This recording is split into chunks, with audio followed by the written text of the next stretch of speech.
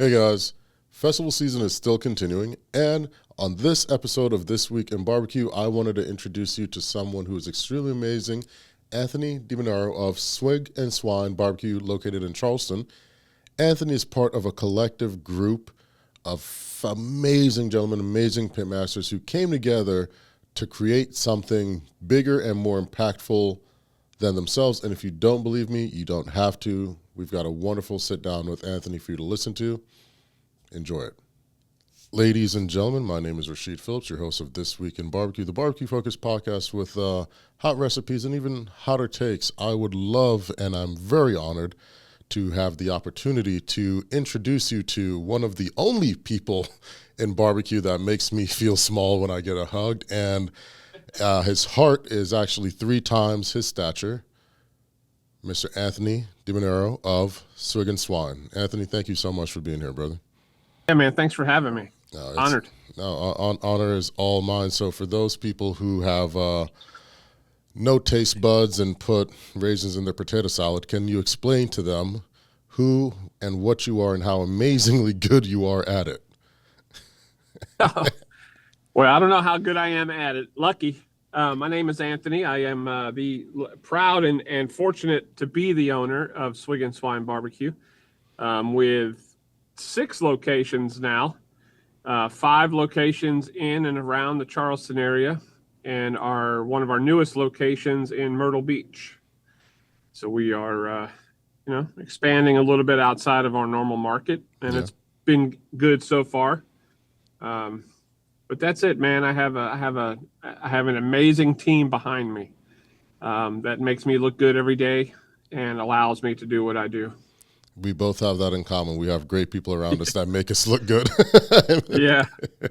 Now, Swig Swine is one of many things that you do. But before we get to the other things, let's start with what made you start Swig Swine? I've been in the restaurant business my entire life. I started cooking when I was 12 from a little town outside of Philadelphia on the Jersey side called Mantua. Back in the day, that was a farming community. My family, my mother and father started our family in Philadelphia, in South Philadelphia, in the Italian section. And as the city started to change and things started to get progressively worse in the city, I have 3 older sisters, so my father made a decision to move the family out of the city. When he was a youngster, his father would put him on a bus every summer and drop him and his 2 brothers off at their cousin's farm to work the summer. And so my father was very familiar with this little area of southern New Jersey that was mainly known for farming at the time. And so him and my mother bought a house there in the late 60s and moved the family over there. I came along in 72. My mother's parents died early, so my father's mother taught her how to cook. So I was raised cooking Italian. The pig was always a big part of our dinner table. At all of our holidays, there was always something pig related. A little funny piece of trivia that not a lot of the younger people won't know who he is, but Chubby Checker. My father, when he was in his late teens, before he joined the military, he was a butcher on the 9th Street on the Italian market in Philadelphia. And he used to cut meat at a place called Conchetta's Chicken Shop.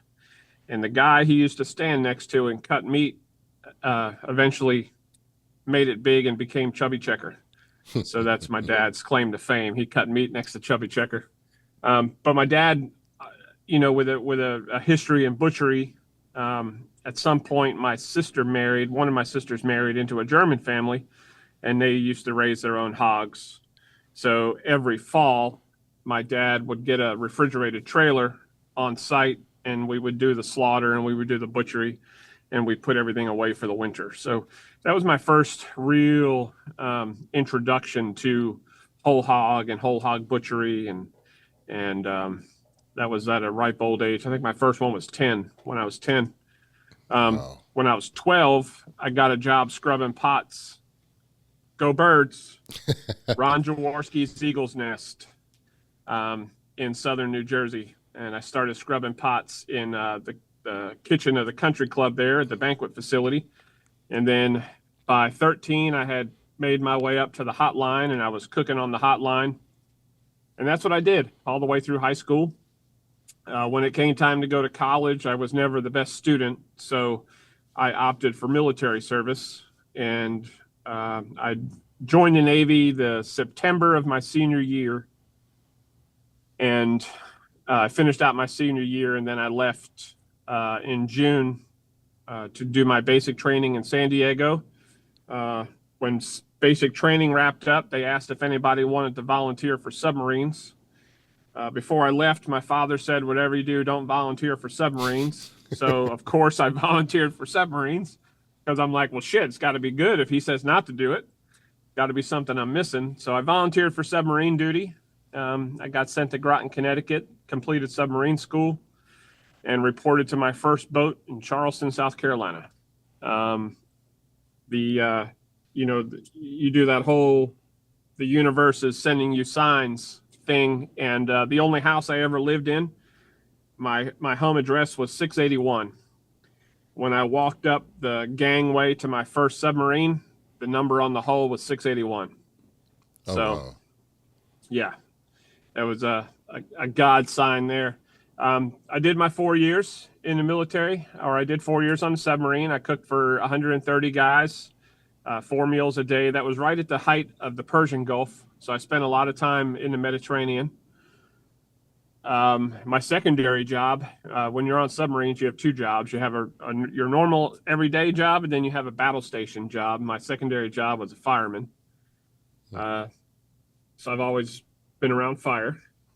In 1994, I got out of the military, and my first civilian job out of the military was in downtown Charleston at a place called Blossom Cafe that was owned by the same company that owns Magnolia's, that's still standing today. Okay. So I worked there from 94 to 98.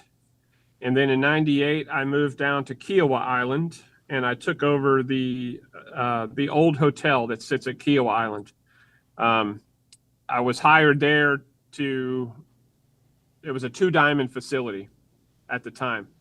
The owner, or the money man behind the whole project, he wanted that facility brought to 4-diamond status before he released the money for them to build the sanctuary, which is there now, that is a 5-diamond facility. So I got hired in 1998. In 2000, we received our 4th diamond. And then later on that year, my son was born. In 2001, my son was born. And I had another one of those moments that kind of changed the trajectory of my career, which to that point had been mostly fine dining once I got out of the submarine. But I had noticed a family that was standing at the hostess desk. We only served dinner at the dining room that I was in charge of there. And there was a family with some young children, and the daughter, probably 10 years old, 12 years old. I overheard her looking at the menu and telling the father, it's okay if we can't afford to eat here. And that really hit me hard because, it was one of those who am I moments. That's not me. That's not, my father was a truck driver. My mother managed grocery stores. If it wasn't for the unions that they were a part of, we probably would have had a real hard time making our way. And, to say that we were blue collar is an understatement. And that's how I was raised. And, it became the moment that changed everything for me career wise. And I look back on that moment and, fast forward to barbecue. Barbecue is the food that brings everybody to the table. Yes. In my opinion. Doesn't matter your economic background, your social background. Doesn't matter. Barbecue brings everybody to the table. And, I look back on that moment that changed my career, And I think about it now and I'm like, well, who was I to ever keep anybody from eating at my table? And that was, a pretty powerful moment for me. And so I went in a couple of days later. I offered my resignation and I went to work for a local group that was family oriented, closed on Sundays. And I think the most expensive thing on the menu at the time was $15. So it was value driven, family oriented. And they had 2 concepts open already. And I joined them in 2001. And over the course of 8 years, I opened 3 other concepts for them and became their corporate chef in a way. So that was a great experience for me. And in 2009, another local group opened a place down on Folly Beach and offered me an operating partnership. So I jumped at that opportunity. And in 2013, that place got bought out by what is now Hall's Chop House in Charleston. They wanted a place down by the beach, so they bought this place I was working, and I was back in that mindset again. Do I really want to go this direction? I changed everything to get away from it, and I definitely don't want to go back to it. So that's when I rolled the dice and I opened. I started to work towards opening the first Swig Swine. I signed a contract with the Halls group that I would give them 90 days and teach their people how to run the place I was working. Yeah. And over the course of that 90 days, I found the first Swig Swine, signed a lease, secured a partner, and started fundraising. The fundraising was the interesting part because, think once again that I'm chef. So I was living paycheck to paycheck. My family's, blue collar. So my partner had the money. He had his 50,000. I needed my 50,000, and then the bank would meet us on the rest. I called my father and I said, look, I need to borrow some money to get this, to launch my dream. That's what I said. He said, well, it's not your money. He said, it's all 3 of your sisters' money too. So you're going to have to get their approval. And he said, all we have in the bank is 35,000. So if they approve, we'll loan you 35,000. So all 3 of my sisters signed off on it. And then in turn, each one of my sisters loaned me 5,000 on top of that so I could hit my 50 mark.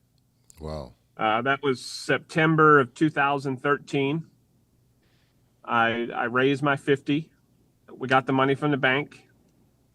In December, before we started any, we'll skip to that because it's better later. So we started build out in January of 2014, and then we opened May 25th of 2014 is when the first Swig Swine opened.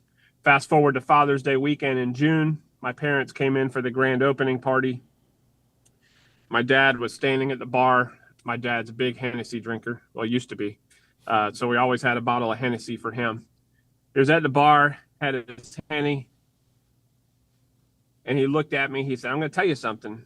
He said, when your mother and I were here to visit in December and you took us for a tour of this place, we got back on that plane to come home, and I looked at your mother and I said, well, we just lost $35,000. Oh, wow. I said, well, thank you for the belief in me. I said, but we did it. And it took me about 5 years, but I got everybody paid back. And that was a huge, I started to send my dad little checks here and there. And my dad was like, look, I'm not going to the bank for $500. When you get all the money together, you send me one big check. And so that's what I did. I finally got to sit down and write Big Tony that check. And that felt good. All my sisters got paid back by 2019. In 2019, I actually made a move and bought out my partner. So I took sole ownership of Swig Swine December 13th of 2019. At the time, we had 3 locations and made it through COVID. Thank God. It was a very scary time. It was a And very then, odd time in the world. yeah. Well, so, to sum up the stress involved, the closing for the deal was supposed to happen in May. And because of lawyers, everything got pushed back. So December 13th, it was actually a Friday. So Friday the 13th, I walked away because my plan was if I could close the deal in May, then I'd have enough time because I had to drain all the bank accounts to put down the down payment. I had to go through the SBA to secure my loan. My loan was $2 million to buy out my partner. Yeah. So I had to secure my loan. I had to put a down payment of about $270,000 down. So I had to drain all the accounts to collect that down payment. So I knew that if I did that in May, that by December, I'd have enough money back in the bank to carry those 3 restaurants through the slowest time of the year in Charleston, which is January, February. Excuse me. Well, the closing didn't happen until December.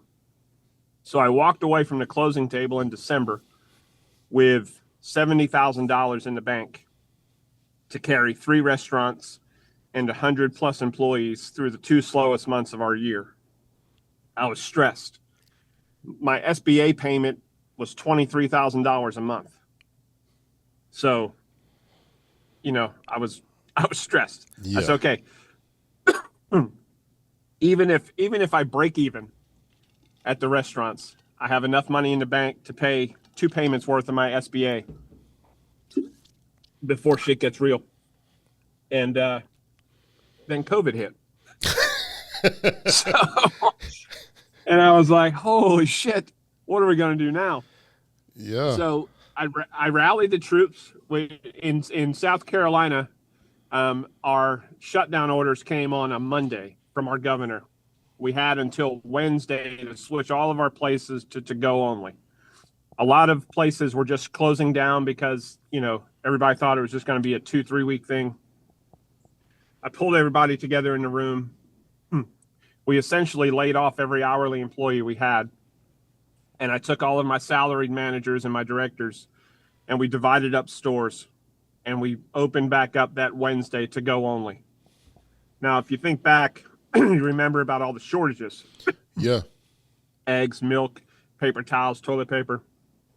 We turned every single one of our bars into a bodega.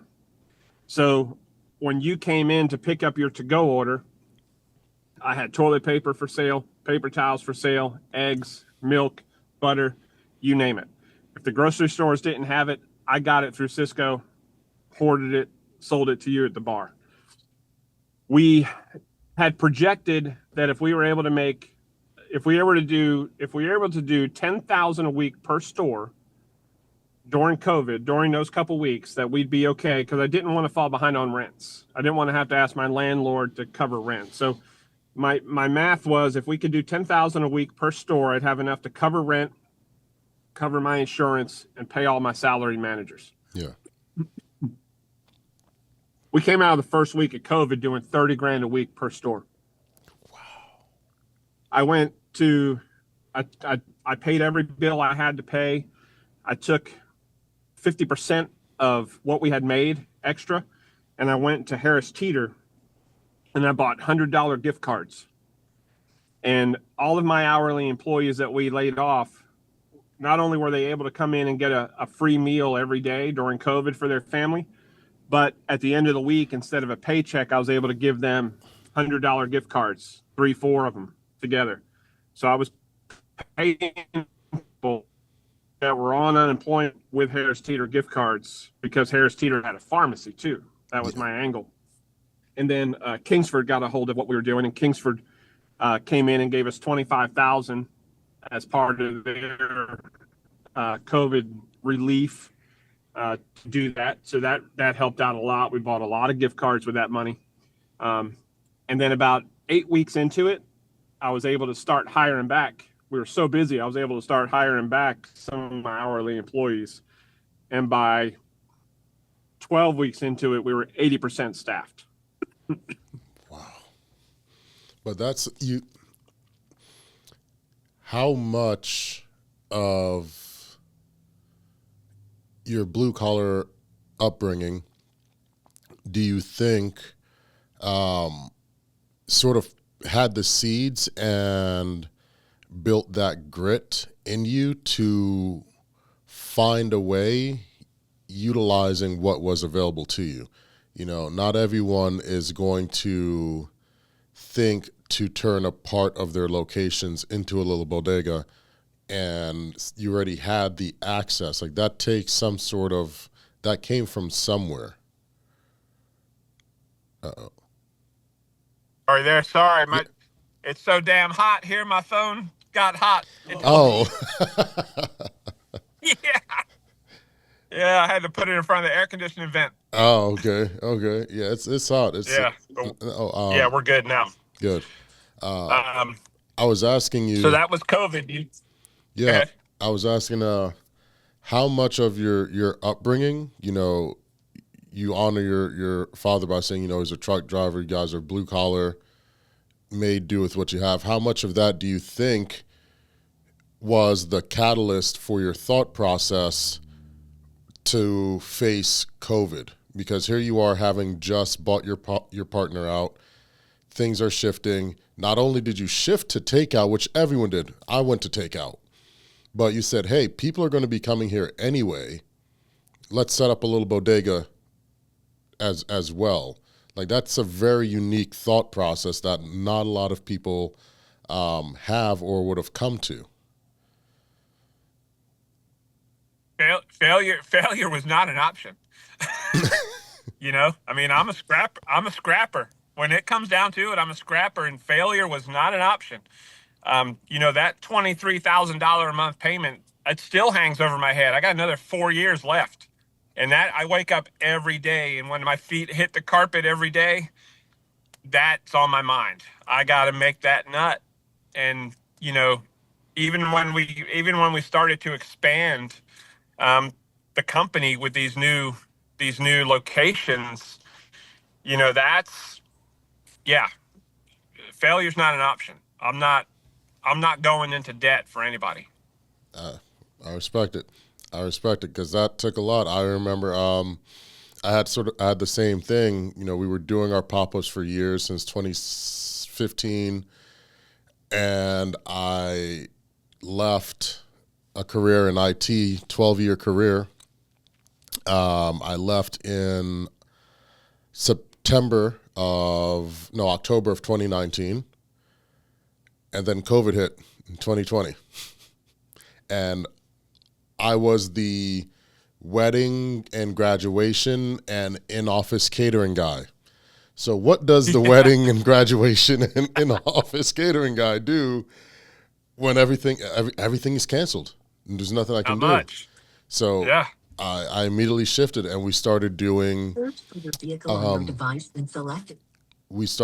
weekly menus where every week was a different flavor. So we'd have Italian week, we'd do Caribbean week, we would do Mediterranean, just because people couldn't go to a Mediterranean restaurant, but they still wanted Mediterranean food. They still wanted to try something different.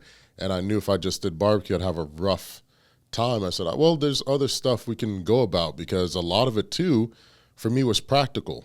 I'd had a connection at Costco and Prime Meats for our meat source, and it's, hey, what is your overage that you're trying to move? They would let me know on Sunday. Monday, I would post the menu, close orders on Wednesday, pickups on Friday, and it carried us through. Yeah. Yeah, that's a good way to approach it. Yeah. And we did, you know, barbecue was that food, you know, value driven. Yeah. So our people could come and pick up something on Monday, and it would hold well enough, the leftovers, so they could get 2 or 3 meals out of it. Yeah. And what we started to do was we actually started to package things geared for families. So we started doing family meals. So like you said, would be Italian one night we'd be doing lasagna for a family meal, or we'd be doing, roasting whole chickens for them to pick up with sides to do a family meal. And that was after the first couple weeks, the same thing. We realized that, well, shit, this thing's going to keep going and people are going to get tired of barbecue. So we need to mix it up a little bit. Yeah. So luckily we had that background where we could expand on that. And that's actually where all of our wing flavors came from. You know, up until COVID, we only did dry rub and barbecue. And then during COVID, on Wednesdays, we kept our wing special going. And I'm like, we need to start introducing some different flavors here to get people excited and get them in here to take some of these home. And that's where we started doing the wing flavors from. And that worked out well for us. Perfect. Perfect. So it's 2020 and we're moving into 2021 and something amazing gets started in 2021 because I'll preface it by saying I'm in Pensacola, Florida, hanging out with Chewy, and Rodney calls me and he's like, "Hey, Sheed, we're about to start this thing and I'd love for you to come up and help out." I said, "Rodney, you call. I'm on the first thing moving." I was like, "When do you need me there?" It's like, "It's next week." It's like, "Okay, I'm there." And I'll let you explain what amazing thing was sort of created that year and why. So I forget when it was. I think it was 2019. Ed Randolph from Handsome Devil Barbecue in New York, or I think he's New York or New Jersey, had put together a cookbook to raise money for Operation Barbecue Relief.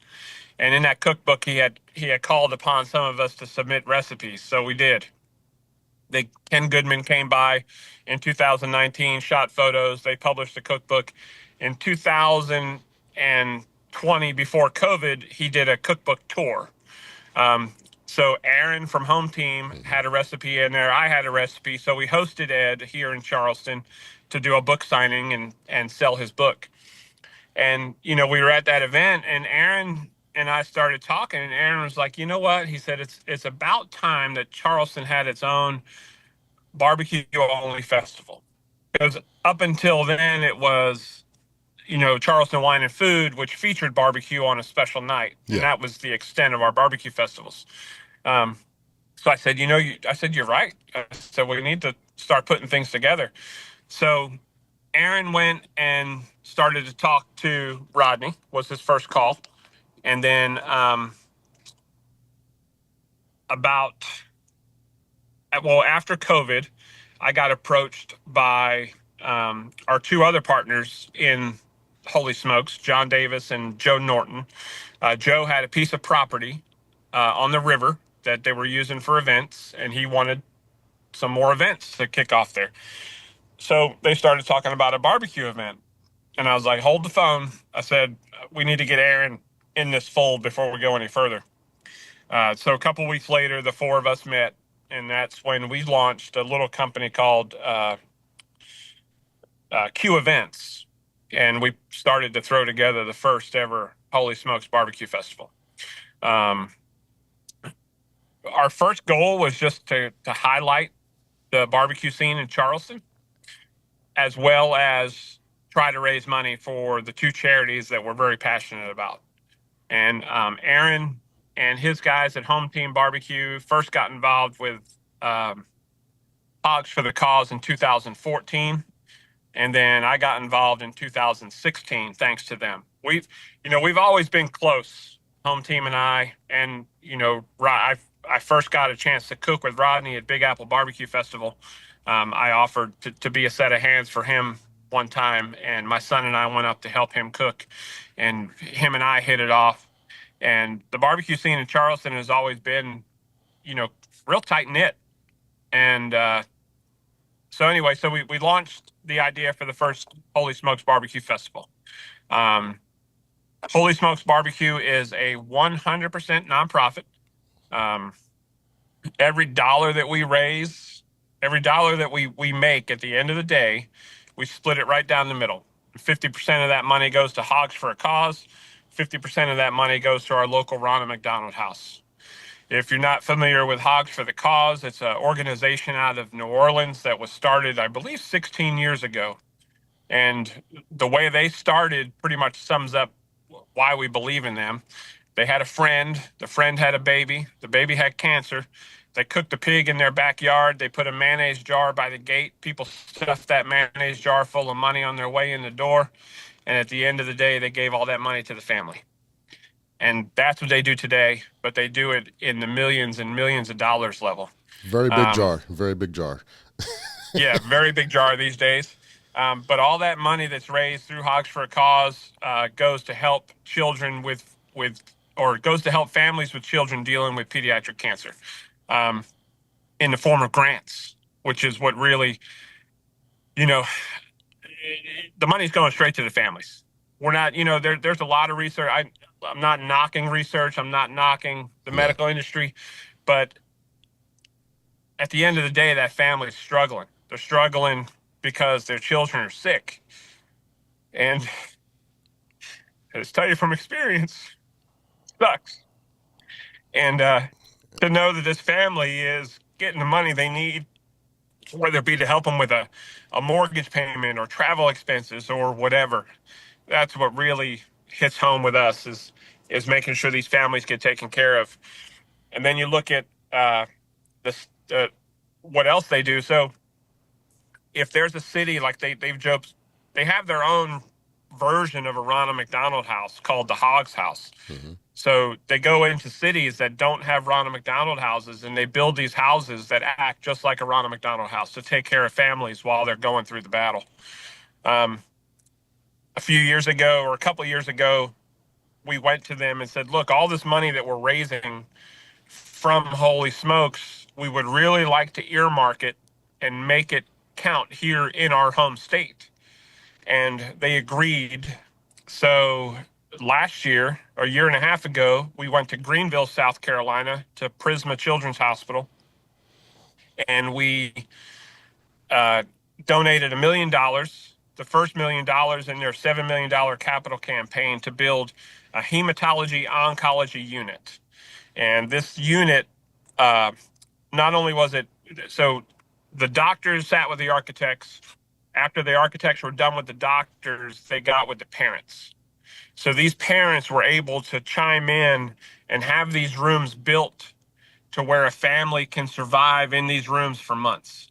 So they have work cubicles. They have benches where they can sit and eat, but then those benches fold out to little double beds. So the families don't have to sleep in recliners.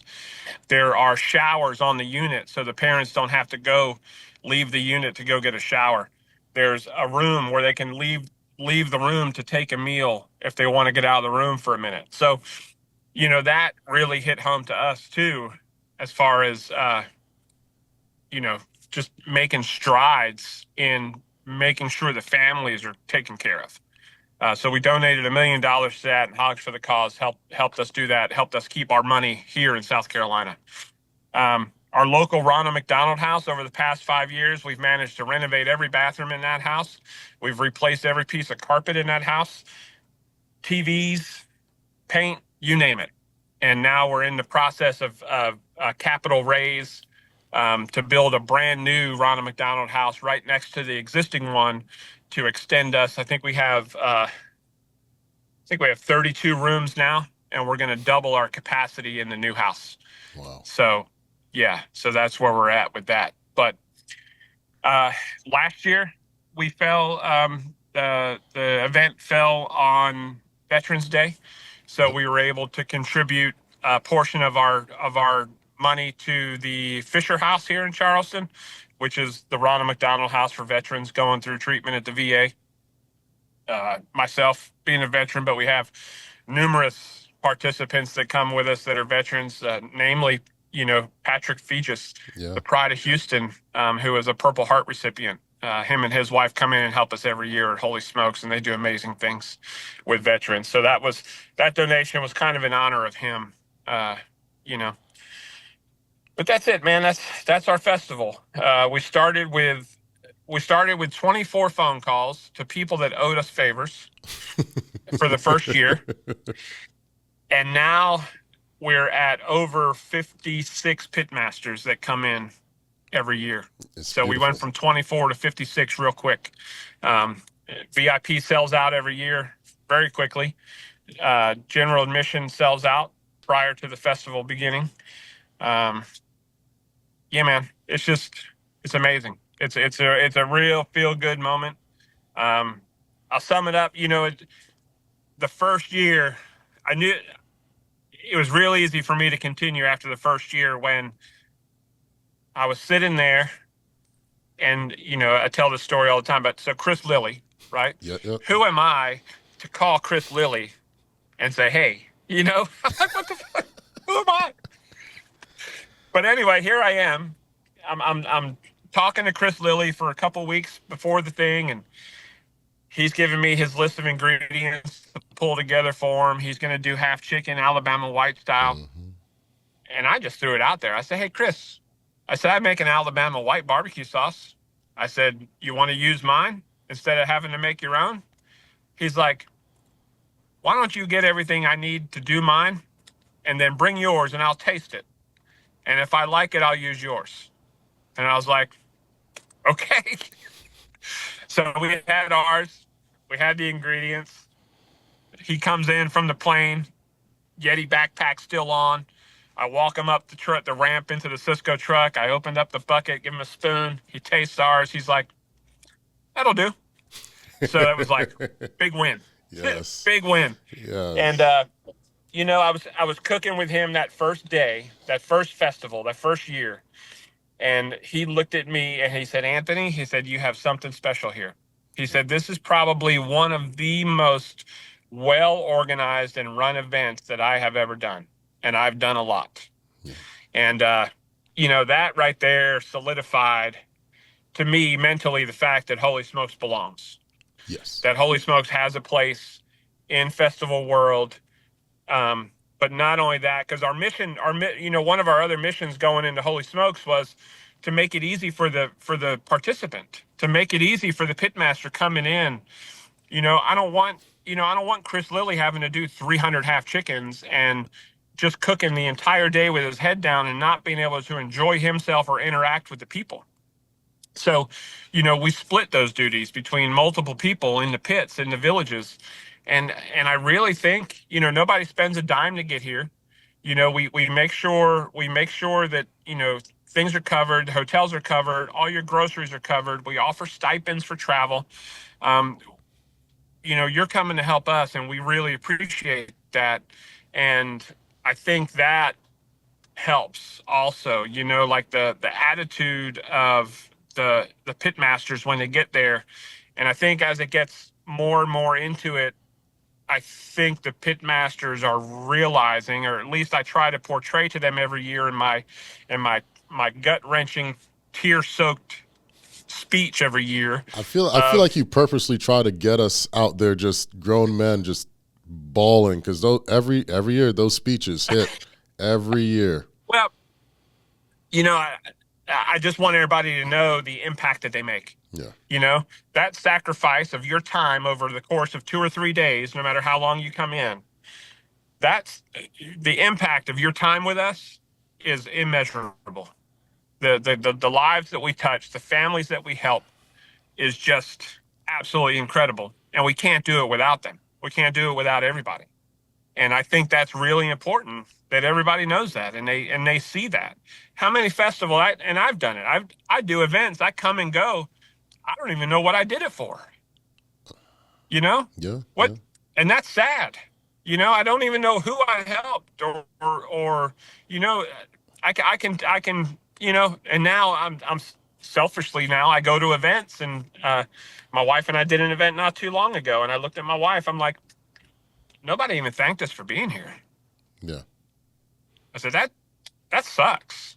We just drove a day, spent 2 days cooking, and drove home a day, and nobody even thanked us for being there, let alone paid us. We didn't make any money. Yeah. So, now I'm real particular on what I do. I'm real particular on what I do, why I do it, and who I do it for. And, because, I've never been one to really think very highly of myself. And I think that's one of the reasons behind our success is when I wake up tomorrow, I'm going to do better than I did today because I didn't do too good today. And that's how I've always looked at things. I could always do better. I'm never good enough. And,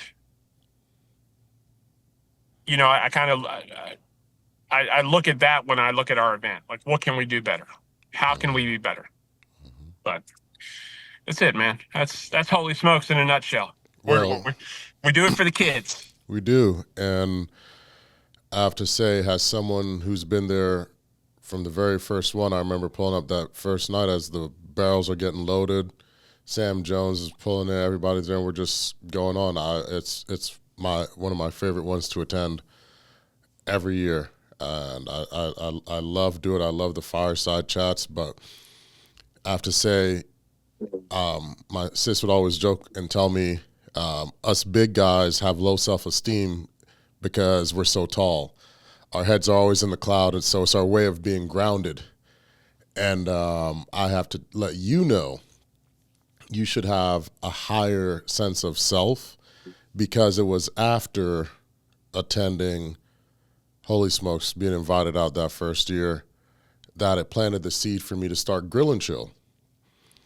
So since starting Grill and Chill, we've been able to start a after-school academy with the Dallas Boys and Girls Club, where kids don't have to worry about it. They get grills, they get food gift cards to HEB to supply meats and whole course curriculum. Last year we were able to raise enough funds for an orphanage out in Ohio that we've been donating to for years to help complete the build-out for additional children. We've been able to donate and provide toys last year for 600 families affected by the storms. So you may not think highly of yourself, but what you've done has caused a mass ripple effect that helps inspire others to keep those ripples pushing further and further away. So, thank you. I appreciate that. Yeah. It's a lot of stuff, man. It's beautiful. The one thing I tell my team all the time, and I always say it, but years ago, a sermon, just every now and then you're sitting there and you get rocked by a sermon, and it was the sermon of the line, and it's that line in between the two dates on your gravestone. You were born and you died. What is that line going to say about you? What did you do during that time? And then it all goes back to the gift. And everybody is given a gift. Everybody is good at doing something. And it's what you use that gift for to help others that really matters. Yeah. And luckily for me, my gift has always been food. And it's easy for me. I sum it up with the little girl in our neighborhood who had cancer. Luckily, she's in remission now. But, about 4 years ago, we cooked 2 pigs, cooked a bunch of sides, and all the guys in my neighborhood came together to help me serve them at the pool one day. And we sold to-go boxes for $20 a box. And in 4 hours, we were able to write that family a check for $15,000. Wow. And it cost me about $600 in product. So that's some good mac and cheese. You can take a little bit of food and turn it into a significant amount of money for people who need it. It is. I think our craft, and this more so than ever coming from, fine dining, our craft allows us to take what is oftentimes perceived as the unwanted cuts and bits and just turn it into something that feeds many. It just requires hands, patience, and attention. That's all we're doing. We're paying attention. Yep. And the more hands, the merrier. And it's been great to watch the festival grow over the years. This will be the 5th one. 5th one. This is year 5. And we've been there every night, light ups, coals, service. We talk to the people. It's beautiful to see, and to see the growth of the villages, and even more and more. And then seeing the guys really realize, like, wow, we're making an impact here. Yeah. It's beautiful. And it's now where you can put that smoke signal up no matter what, and all of us will come running. No questions asked. There's no egos here. If that's your thing, stay out of it, because we're here to work for others that aren't in a position to do so right now. So if that's not what you're about, cool, keep it going. Yeah. Yeah. I got more friends. Yeah. can make a lot more than 24 phone calls. Yeah. It's Yeah, but no, amazing. it's good. It's amazing. It's amazing to see what this festival has become and the growth potential that it has. What, for someone who's listening, who's on the fence of attending right now, what would you tell them that would sort of push them over the fence to go ahead and grab that ticket and come and join us this year? If they didn't go online and buy a ticket already by what we've talked about, then there's something seriously wrong with them. It's true. That's true. That's very true. Yeah, that's a good point. No, it's a great event. It's not like your traditional barbecue event where you have to go visit 56 different tents and get small bites. We take all of our pitmasters and we put them into villages because, at the end of the day, as cliche as it sounds, it takes a village. But we do a traditional village, a Texas village, a new school village, and we added a coastal village last year. Yep. So we take all of our big names, we put them into a village together. They get a chance to cook together, have fun. And, you only have to go to 4 different tents to get all the food samplings that we offer there. And then for the VIP experience, we bring in 6 other chefs for the VIP tent that are doing tasty bites up there. And then if you buy what we call a pitmaster table will get you behind the scenes in one of the villages. And in those villages, we have your own bar set up so you don't have to go very far to get a drink. And then we have additional chefs inside those villages, like inside my traditional and Texas village. I have Ryan Pruitt from Pesh in New Orleans. Last year, they did redfish on the half shell. This year, they're still thinking about what they're going to do this year. But, so they're there to offer other bites, too. So it's not just barbecue. There's plenty of other food to choose from. But you're on the river in Charleston. You're at the old Navy base on the river. It's a beautiful facility. Parking is aplenty. Transportation is easy. There's plenty of hotels around the area to choose from. And November is the most beautiful weather in Charleston ever is November. So I love November 8th at 11 o'clock, Riverfront Park, North Charleston, South Carolina. Year 5 of Holy Smokes BBQ Festival. This is a big year. It's past the crutch now. Like this, it's ingrained. It takes 5 good years, and it's made it through. It's a beautiful thing. We're working on a special recap video, because we've documented every single year, and awesome. We've been going through the footage. Like, wow, this is, it's something. It's something to see. It's a good time. Thing. So with it being 5 years in, what is and for those who are listening or watching, there's literally a running joke in the barbecue world. If there's a fire going, no one in history has ever seen Anthony sit down. So what is the vision of the day where you can sit down and you're looking out and it's all there? What does that look like to you? Oh man, it's beautiful. It really is beautiful because it's, and I wish I could take credit for it, but, once again, I have a team. I have a team behind me every day, and I have a team behind Holy Smokes, and that team just, does some amazing shit. They really do. Brenda and her team at the event department from Greenville, she is a beast. The way they chase after sponsorships, the way they put that space together is just mind-blowing. And then my partners over at Home Team, Tony Mack lining up all the music for the day. The guy is amazing at what he does, booking music, and Aaron and Taylor and Johnny over there that helped me organize all the villages and the food. I look out, it's a beautiful sight, but I'm a blessed man to be surrounded by so many people. Yeah. It's beautiful, brother. It's beautiful. Yeah. It really is. You've built in our building, and I just can't wait to continue. I'm honored to be a part of year 5. I'm honored to have been part of every single year, and I'm looking forward to, 50 more of it. Somebody got to keep Rodney cooking. Somebody does. Gosh, I saw Rodney. I saw Rodney do some work this weekend because he was paired up with me. I saw your story. I was like, no way.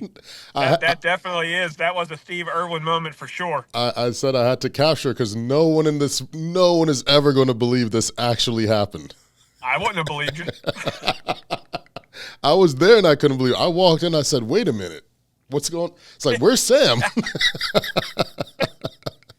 No, it was great. I'm looking forward to, again, the late nights, the fireside chats. You somehow popping out Chick-fil-A at 2 a.m. out of nowhere for us to eat, but I'm very much looking forward to November. Yeah, man. We're looking forward to having you back. No, always, brother. Thank you so much. And again, where can people go to get their tickets? How can they find out more about the festival, and everything? Where do we want to direct them? We can go to holysmokesbbq.com or holysmokesbbqfestival.com, I think. You can go to our Facebook page, Holy Smokes BBQ Festival. There'll be links there. Our Instagram is going off now. We're posting about the event every other day now. So you can go Instagram, Facebook, website. You can reach out to me at swigswinebbq.com or my Instagram or Facebook. I can steer you in the right direction, but definitely come, definitely see what we're all about. You know, at the end of the day, all that money is going to the families. Yeah. Every dime that we raise is going to the families. And that's what matters.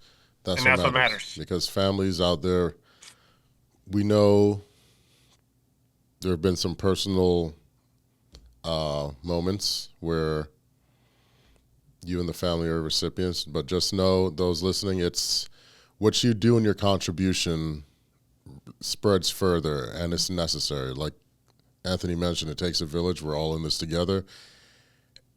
And you literally never know what day you may end up on the receiving end of something like this. Never. Give what you can, when you can, and that's all that matters. That's it. This year's for Asher, baby. All right, guys, you just heard me finish having an amazing conversation with Anthony DiBernardo of Swig Swine BBQ, located in Charleston. And this is year 5 of the Holy Smokes Festival. And this year is for Asher. Events like this are far more important and are far reach than you can fathom. And that's just from someone who's watched it all unfold and build to this greatness level. But this year, I have to say that it's likely going to be the most passionate and love-filled year, just because myself, along with everyone else included, knows exactly whom was lost, his impact, and why what we do and the work we do is more important than ever. So if you can, please come, join, break bread, become part of the community, and see for yourself that barbecue is more than something you do to meet. It's more than something you eat. It's something you experience and share with others, friends, family, strangers alike. Thank you guys for tuning in to This Week in Barbecue. I'm Rasheed Phillips, your host. See you guys next week.